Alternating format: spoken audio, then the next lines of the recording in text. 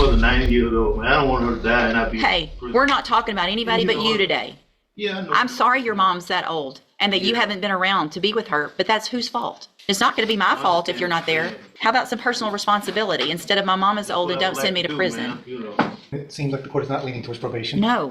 I would point out, we understand the range of punishment is up to 20 years, but the bottom end of that range is 2 to 20. And I still haven't done anything yet, so your response and how you act right now is going to go into what I do.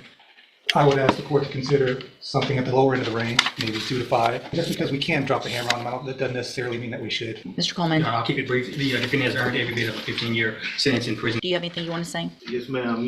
Been through a lot of things in my life. People dying in my family, and do better if I had a chance. It doesn't make any sense. You've done a lot of time, and at some point, you either say, I don't like prison and I want to do better. That's what I want, man. And you got out and you didn't take advantage of the opportunity that I told you better take advantage of it because you're not going to get it again. You're saying the same things that you said. Please just give me another chance. I'm going to do better. It's all the same thing that you're saying. I had back surgery. When did you have back surgery? 8 years ago.